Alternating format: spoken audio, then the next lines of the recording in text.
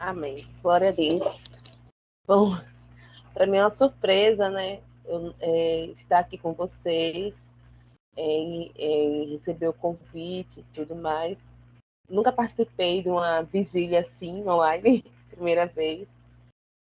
E, é, e o que tem ardido muito no meu coração, desde a minha conversão, sobre a proposta do Sermão do Monte, a proposta de renúncia de muitos irmãos, né? E vocês compartilhando aí das dificuldades, das orações, das intercessões e de tantas coisas, eu vejo como isso é gratificante, né? Ver uns testemunhando, outros é, é, agradecendo, outros colocando diante do altar suas dificuldades, e isso é muito bom, porque faz com que a gente se fortaleça, né, um ao outro. E o que eu quero trazer de reflexão é algo que eu também tenho refletido muito esses últimos dias, na verdade, esses últimos anos da minha vida. Eu sou, eu sou missionária no campo há um bom tempo, trabalho no sertão alagoano. Hoje dei uma parada, estou aqui na minha casa, né, fazendo trabalhos com a minha família, né, minhas filhas, né, e estou voltando à ativa de projetos como a gente tinha antes. Porém, uma coisa que me chama a atenção é quando Jesus ele vem, né, em Mateus 5, que ele diz: um dia, quando as multidões estavam reunidas, Jesus subiu à encosta do monte com seus discípulos, sentou-se e ensinava a eles todos ali. E uma das coisas que Jesus ele traz nesses seus ensinamentos, ele inicia com as bem-aventuranças, né? Ele inicia dizendo: bem-aventurados são os pobres de espírito, porque o reino dos céus é dado a eles. E quem são esses pobres de espírito? Alguns teólogos eles esmiuçam, né, essa proposta de entender, né, algumas versões são os humildes, outras são pobres, mas os pobres do espírito são aqueles que dependem totalmente de Deus. São aqueles que entendem que sem Ele nós não estaríamos aqui. Quando a gente olha para nossa, nosso passado, a gente vê, meu Deus, era para me estar morto, né? E a gente percebe o quanto nós somos ingratos muitas vezes por não reconhecer tantos milagres e tantos favores imerecedores que Deus traz para nós. E a gente olha, por isso que a palavra diz: quero trazer à memória aquilo que me traz esperança. E a esperança não são as coisas que a gente passa aqui na Terra. A nossa esperança é uma esperança eterna. É algo que ninguém pode roubar. Por isso que quando Cristo ele diz assim, olha, onde está o teu tesouro, onde está o teu coração, está o teu tesouro. Por isso que ele diz, olha, não ajunte tesouro nessa terra. Por quê? Porque o ladrão vai vir roubar, vai haver ferrugem, vai haver todas essas coisas. Ajunte tesouros do céu, porque esses sim são eternos. E esses sim você vai desfrutar para sempre. E eu acho isso interessante quando Jesus ele traz isso. E eu vejo essa total dependência que nós precisamos ter, porque isso faz com que a gente entenda quem é o nosso rei, quem governa a nossa vida, né? Quando quando Lucas ele traz e nasceu o Cristo, o Messias, o Rei, né? Então, quem é o nosso Rei? O Rei ele governa, e se ele governa todas as áreas e todas as situações. Então, quando ele governa, ele tem súditos, ele tem submissos, ele tem homens e mulheres submissos à sua lei. E a lei do Senhor é boa e agradável. A lei desse rei é boa e agradável. É boa, perfeita e agradável. A lei desse rei não é uma lei pesada, não é uma lei que esmiuça, não é uma lei que é difícil de seguir. É uma lei que a gente tem prazer, né? O salmista ele diz: eu me deleito na sua lei, eu me deleito nas suas instruções. Lei quer dizer instruções. Então, eu me deleito nas suas instruções, eu me deleito naquilo que o Senhor tem falado. Quando eu leio a palavra, uma chama acende meu coração, né? Isso é depender de Deus. Depender de Deus não é só nos momentos bons, mas é em todos os momentos, né? Houve percas, nós dependemos de Deus. Houve ganhos, nós dependemos de Deus. Houve incertezas, nós dependemos de Deus. Por quê? Porque nós entendemos que Ele é o Rei de todo o universo, da minha vida e de todas as coisas que possam acontecer.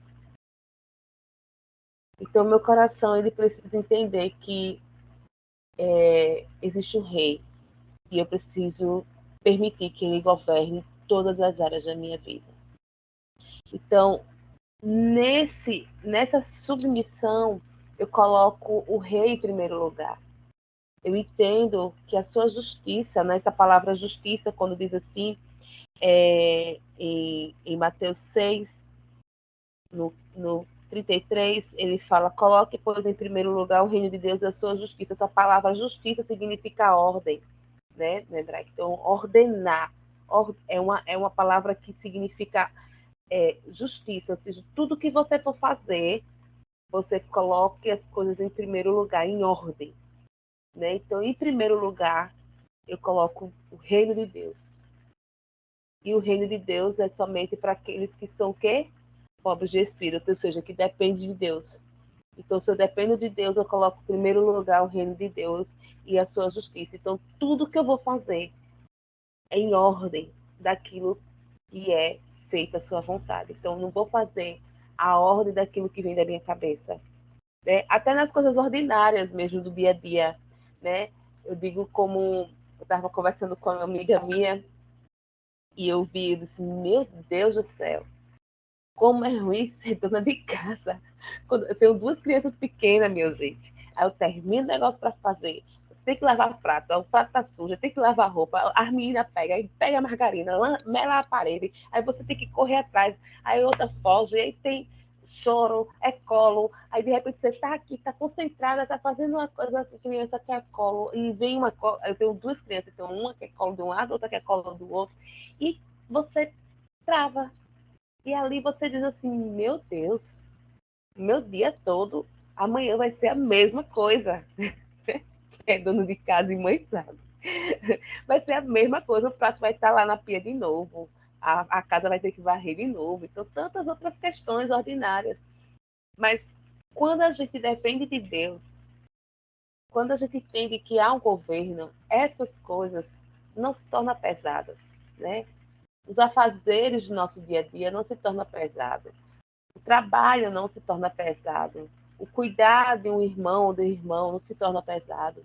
Porque nós entendemos que nós somos submetidos a o rei. E quando Cristo veio, ele fazia essas coisas, ele lavou os pés dos discípulos e não foi um trabalho pesado. Né? Ele serviu, né, a multidão e não foi um trabalho pesado. Por quê? Porque tudo que ele fazia era conforme a vontade de Deus.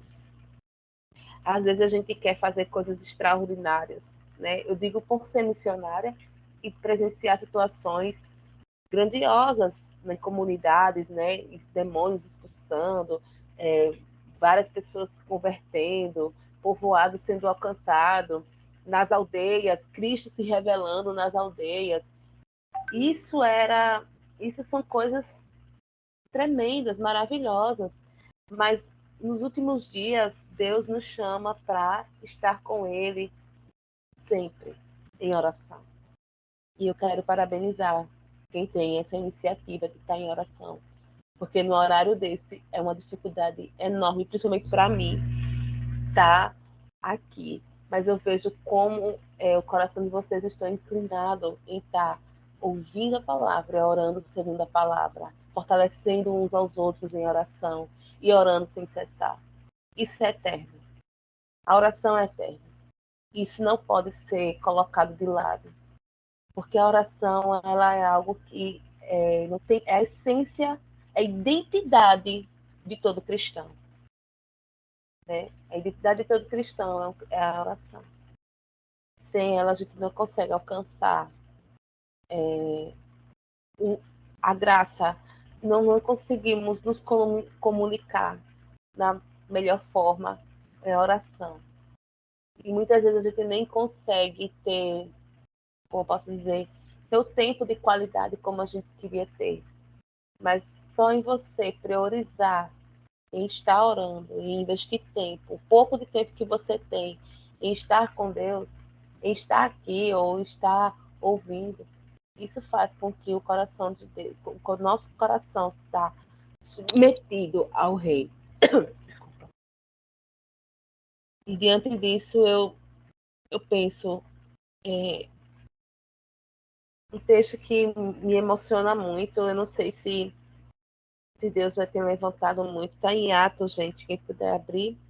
Atos 7, 54 ao 60. Então, o que é que Atos 7 está trazendo? Né? Atos 7 ele começa no 6, no capítulo anterior. O que é que acontece?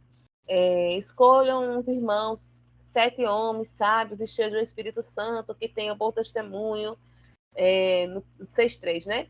Para a cargo dessa questão. Então, poderemos gastar o nosso tempo na oração, na pregação e no ensino da palavra. Um dos 12, né?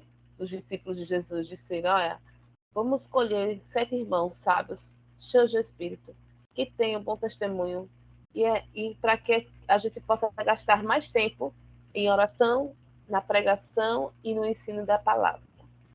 Então, escolheram Estevão. Estevão, ele foi um ofensor tremendo para aqueles fariseus, né, para aqueles homens do Sinédrio. E diante disso, Estevão ele não recuou com as ameaças, com as perseguições e com todas as coisas que foram impostas para ele. Pelo contrário, ele trouxe a verdade. O Espírito da verdade estava sobre ele. Ele trouxe a verdade. E no capítulo 54, né, estavam ardendo em acusação de Estevão e rangiam os dentes, né, os líderes judaicos. Mas Estevão, cheio do Espírito Santo, olhou para o céu e viu a glória de Deus. E Jesus em pé, à direita de Deus. Oh, glória!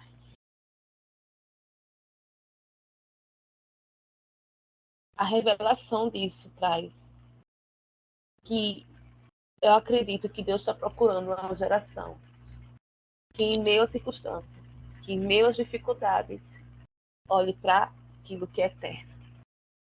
Olhe para aquilo que realmente vale a pena. Olhe para aquilo que realmente nós nascemos para viver. Nós nascemos para ser cidadãos do céu, cidadãos da eternidade. As circunstâncias vão continuar, as situações vão continuar, os dias vão piorar. A gente não pode esperar boas coisas nesse mundo tão mau. A Bíblia diz que vai ter realmente uma crueldade muito grande. A iniquidade vai se espalhar. E os nossos olhos precisam estar naquilo que é eterno. Os nossos olhos precisam estar naquilo que realmente vale a pena estar. Então, quando Estevão ele olhou, ele viu, né? Mas todos se revoltaram contra ele. Por quê? Porque quando ele falou isso, né, alguns teólogos eles relatam que ele comparou Jesus com Deus, né? Então, como para eles Jesus não era Deus, né? E muitos, para eles até hoje, Jesus não era Deus, então eles ficaram furiosos, né? Uma blasfêmia que ele está falando ali. E foi contra ele, gritando bem alto, avançaram contra Estevão, arrastaram-no para fora da cidade e começaram a apedrejá-lo. As testemunhas tiraram os casacos e os puseram aos pés de um jovem chamado Saulo.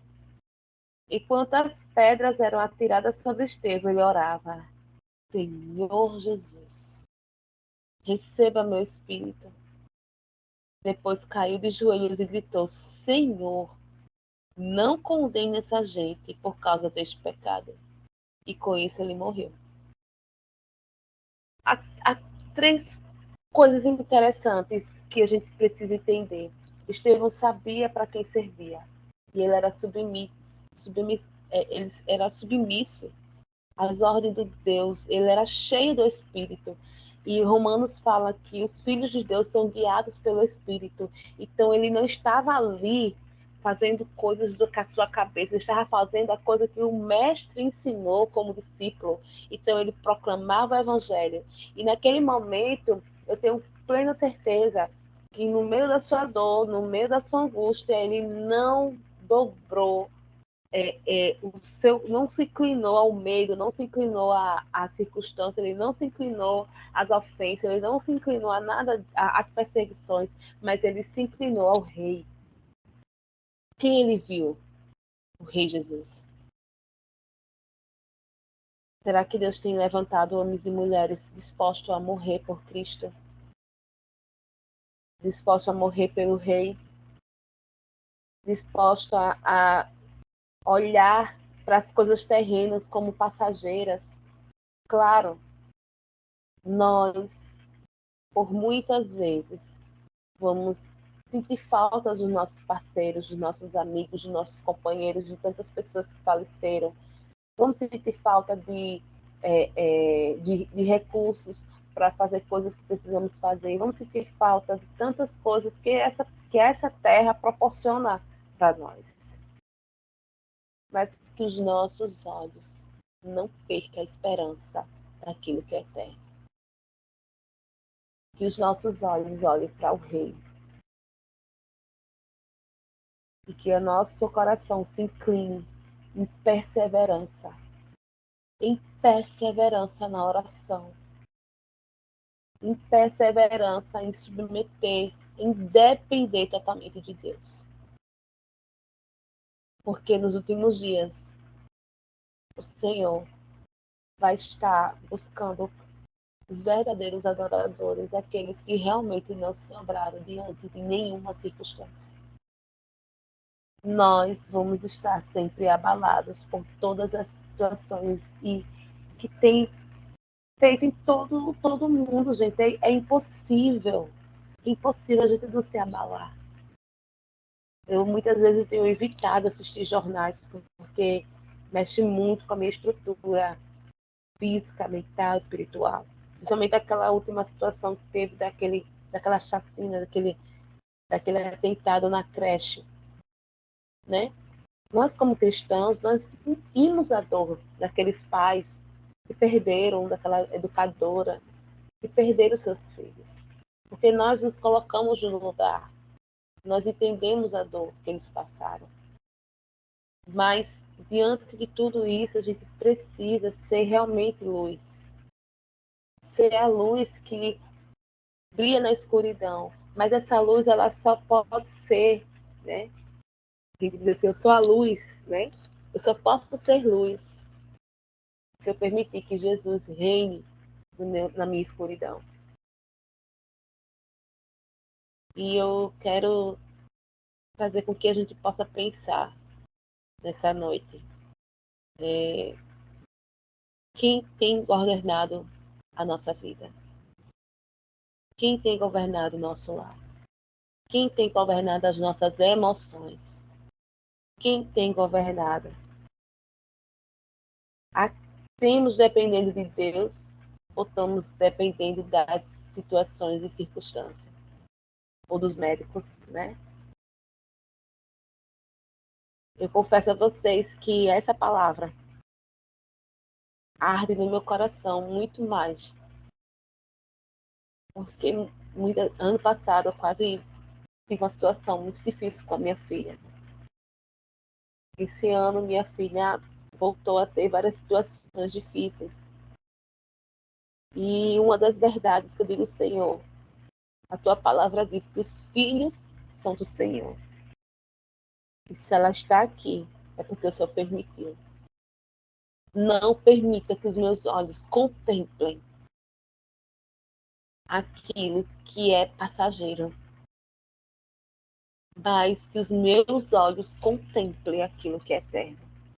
Estevão, cheio do Espírito Santo, ele olhou para onde? Para o alto. Ele nem olhou para a direita nem para a esquerda, porque os seus olhos estavam naquele que é o Rei.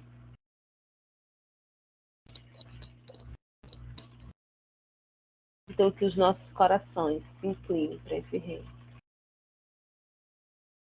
Que a nossa prioridade seja buscar Ele de todo o coração, verdadeiramente. E que nada do que venhamos fazer seja porque eu vou fazer para Deus. Não, eu vou fazer porque eu sei a quem eu sirvo. E nenhum homem, nenhuma mulher, nenhum ser, né, seja no meu trabalho. Eu lembro que muitas pessoas chegavam e diziam assim, mas você tem que fazer, você deveria reivindicar, você deveria fazer isso, fazer aquilo. Olha só, o Senhor me chamou para fazer excelente em tudo. Se ao invés de ser fulano de tal, o seu patrão, se o seu patrão fosse Jesus, você faria do mesmo jeito? Ah, mas Jesus é perfeito. Pois é. E quem mandou, quem me disse que a gente tem que fazer sem excelência as coisas nessa terra? Tudo que a gente tem que fazer é excelente para o Rei, como não se fosse para homens, mas para Deus. Tudo que fizer, faça para a glória de Deus. Tudo que exercer, exerça para a glória de Deus, porque a glória é dele, não é nossa. Não existe dom, não existe habilidade, não existe nada nessa terra que seja maior que o Rei Jesus, que o Rei que governa todas as coisas. Então, que queime no nosso coração, nossos olhos estarem inclinados para aquilo que é eterno. E perseverar na oração e na submissão, na dependência de Deus. A minha oração é essa. Que nos últimos dias, Deus levanta uma geração, homens e mulheres, dependentes totalmente dele. Em todas as circunstâncias. Seja na vida, ou seja na beira de uma morte. Não importa. Deus não nos chamou para ser cidadão dessa terra. Deus nos chamou para ser cidadão do reino de Deus. Tudo que venhamos fazer é passageiro. E tudo que temos que fazer é ser luz em meio à escuridão, porque Jesus reina como luz em nosso coração. Vocês entendem isso? Então, que essa chama aqueça o nosso coração. Eu não sei você, mas há uma perturbação na minha alma, dizendo a cada dia, ore, ore, ore, ore, busque, busque. E parece que a sede e a fome têm aumentado, não só em muitas, na minha vida ou em outras vidas, mas em várias pessoas, porque esse é o momento, essa é a hora. Temos que levantar a nossa voz e orar, e orar, e orar, e orar, e orar. Olha só, os discípulos de Jesus, ele gastava o tempo na oração, na pregação e no ensino da palavra. Eles não deixavam de orar. Antes disso, no texto de, de Atos também, fala, no, fala, fala do próprio Pedro indo orar, que aí ele tem aquela visão do Cornélio e tudo mais. Então, assim, a constância de oração. Eles oravam, oravam, oravam, oravam, oravam, oravam, oravam, e se multiplicavam, as pessoas se convertiam, as pessoas eram salvas. Por quê? Porque tudo que o rei quer é que a gente dependa dele. E como a gente saber a sua vontade se a gente não conversa com ele? Como saber os propósitos de Deus se a gente não ora, se a gente não busca, se a gente não se inclina a ouvir a sua voz? Então, quero orar nesse momento para que a gente possa concluir isso, entendendo que a partir de hoje, eu acredito que Deus já tem falado muitas vezes no coração de vocês e também no meu, que a gente possa perseverar, porque os dias vão ser muito mais maus. Vai ser muito perverso.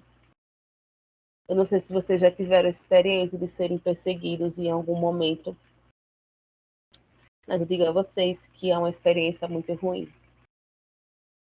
Existem amigos que foram para a China com uma folha de uma Bíblia dobrada para que não fossem pegos. Outros amigos que tiveram suas casas perdidas por causa de muçulmanos que não aceitam, né, a proclamação do Evangelho. E tantos outros testemunhos que a gente não pode expor. E eu fico pensando nesses irmãos e irmãs como Estevão, cheio do Espírito Santo, que foram mortos, entendendo que a causa do reino é muito maior do que a causa dessa terra. Nós não estamos aqui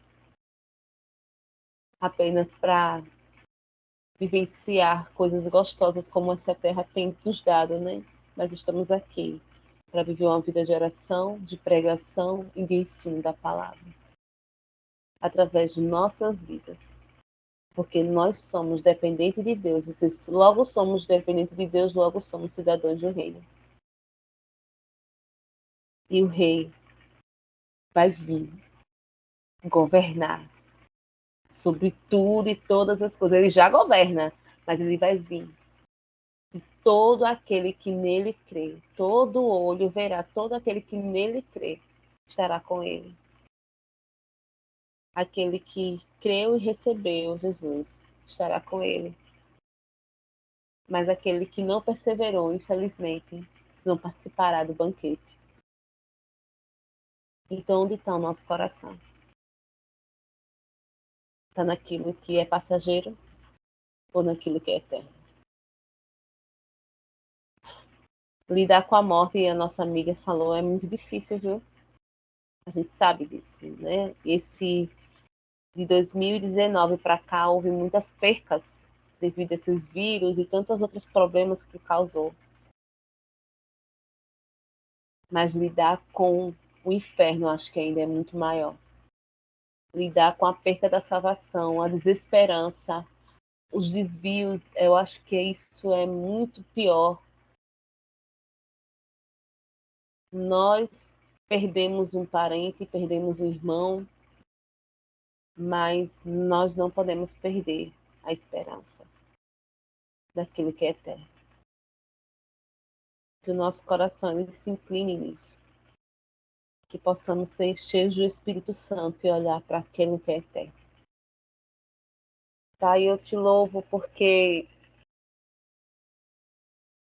o Senhor é o Rei. E o Senhor governa sobre tudo e todas as coisas e todos os seres. Não há nada nessa terra que não seja permitido pelo Senhor. Teu é o reino, tu é a glória, teu é o poder eternamente. Nossos corações não podem se dobrar diante das circunstâncias, Senhor. Os nossos olhos não podem se desviar nem para a direita nem para a esquerda. Nós não podemos permitir que isso aconteça, porque nós dependemos de Ti. Porque nós dependemos totalmente de Ti.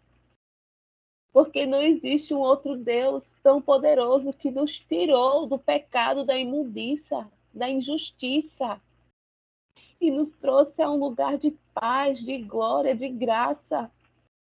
Deus, as lágrimas que nós estamos derramando agora não se compara com as lágrimas que serão enxugadas eternamente. Existem lágrimas que serão enxugadas eternamente. Deus, não haverá mais dor, não haverá mais pranto, não haverá mais choro, porque estaremos contigo eternamente, Senhor. Tudo isso vai passar. Não permita que nós venhamos nos desviar, nos entristecer, nos angustiar por causa dos dias maus. Que o nosso coração, que a nossa alegria esteja na esperança da salvação. Que possamos ser boca do Senhor, luz no meio da escuridão, dizendo que existe algo eterno. Que possamos proclamar a eternidade aonde quer que a gente vá e dizer, olha, realmente é difícil, vai ser pior, mas quero te dizer que o Senhor é eterno e nele nós podemos confiar. Nós podemos nos deleitar em ti. Fortaleça a nossa fé, Senhor. Fortaleça a nossa mente, para que o nosso culto seja racional em todos os sentidos, Senhor, diante de ti. Eu te peço, Senhor.